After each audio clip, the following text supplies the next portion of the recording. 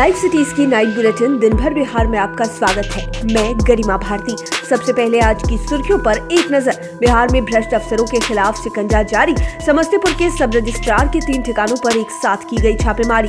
नालंदा में triple murder से दहशत में लोग। मुख्यमंत्री नीतीश कुमार ने मधुबनी में कई योजनाओं का किया शिलान्यास और निरीक्षण। शराबबंदी पर मुख्यमंत्री ने जीतन राम मांझी को सुना दिया है। मुख्यमंत्री बोले, शराबबंदी कानून की नहीं होगी समीक्षा।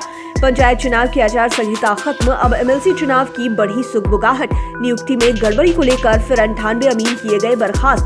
बैंकों में लगातार दूसरे दिन भी जारी रही हड़ताल। करोड़ों का नहीं हुआ लेन देन। इंग्लैंड से पटना आए 2 लोगों में मिला कोरोना संक्रमण।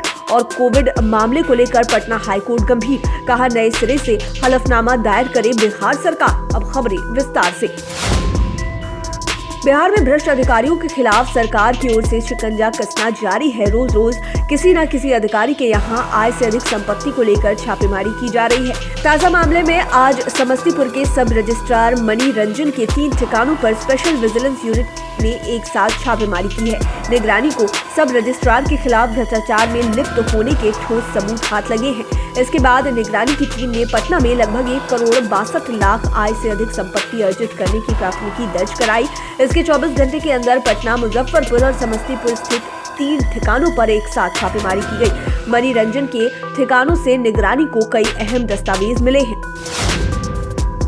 नालंदा में ट्रिपल मर्डर से इलाके में सनसनी मच गई। सनकी व्यक्ति ने अपने 2 मासूम बच्चों समेत पत्नी को जहर देकर मार दिया। तीनों की मौके पर ही मौत हो गई। मृतकों की पहचान पत्नी ज्ञानवती देवी के अलावे 3 साल का बेटा साहिल कुमार और 1 साल की बेटी स्नेहा कुमारी के रूप में की गई है। इस्लामपुर थाना अध्यक्ष चंद्रशेखर सिंह के अनुसार मृत महिला की सास को हिरासत में लेकर पूछताछ की गई, जबकि आरोपी पति गुड्डू पासवान मौके से फरार है। उसकी तलाश में छापेमारी की जा रही है। सीएम नीतीश कुमार ने शराबबंदी को लेकर पूर्व मुख्यमंत्री जीतन राम मांझी को बिना नाम लिए सीधे शब्दों में सुना दिया है। मुख्यमंत्री ने साफ कह दिया है कि किसी तरह की समीक्षा नहीं होगी।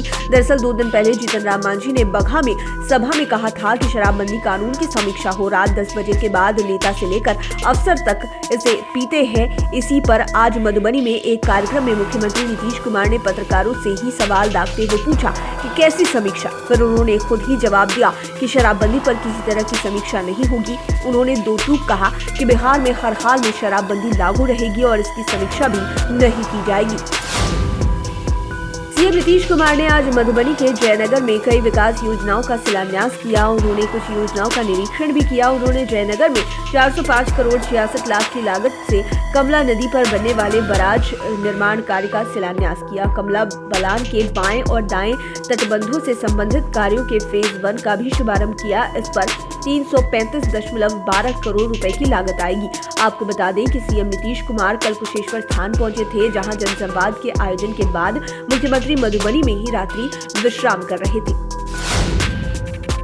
बिहार पंचायत चुनाव की आचार संहिता अब खत्म हो गई है। इसके साथ ही अब सूबे में एमएलसी चुनाव की सुगबुगाहट तेज हो गई। विधान परिषद की 24 सीटों पर चुनाव होना है। इसे लेकर चुनाव आयोग ने भी अपनी तैयारी शुरू कर दी है। सूत्रों की माने तो चुनाव आयोग किसी भी दिन एमएलसी चुनाव की घोषणा कर सकता है। ये सीटें इस साल की 17 जुलाई से खाली पड़ी है। पंचायत चुनाव के कारण इन सीटों का मामला लटका था। दरअसल पंचायतों के जनप्रतिनिधि ही एमएलसी चुनाव के वोटर हैं। ऐसे में पंचायत चुनाव की आचार संहिता खत्म होते ही राज्य निर्वाचन आयोग ने एमएलसी चुनाव की समीक्षा शुरू कर दी थी। इसके अलावे जिलों में जिला परिषद अध्यक्ष और प्रखंडों में प्रमुख के चुनाव को लेकर भी जनप्रतिनिधियों के बीच मंथन तेज हो गया है।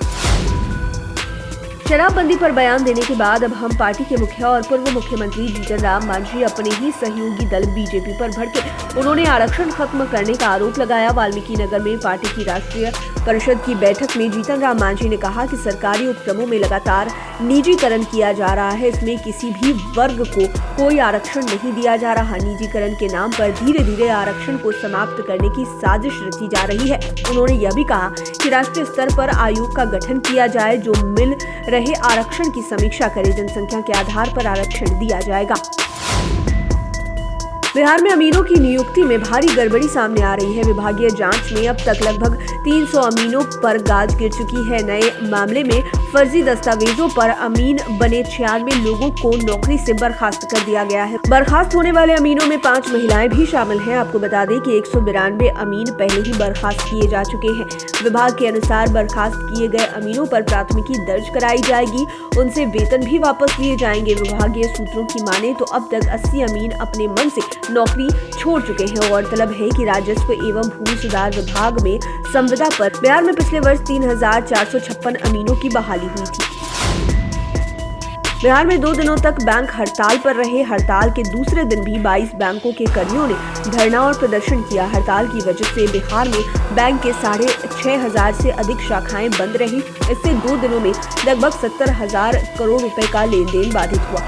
All India bank officers association की बिहार इकाई के अनुसार सूबे में करीब 35,000 बैंक कर्मचारी और अधिकारी हड़ताल में शामिल हुए। सरकारी बैंकों के लगभग 6,600 एटीएम में कैश नहीं डाले गए। एसोसिएशन की ओर से यह भी कहा गया कि निजीकरण के बाद बैंक संपन्न लोगों को ही सेवाएं देंगे, आम लोग बैंकिंग सेवा का लाभ नहीं ले पाएंगे।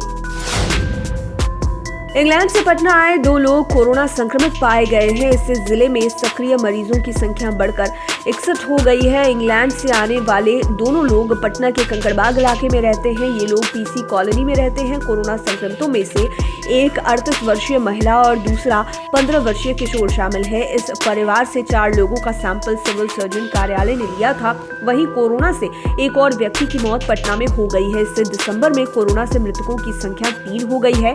65 वर्षीय मृतक एजी कॉलोनी का निवासी था।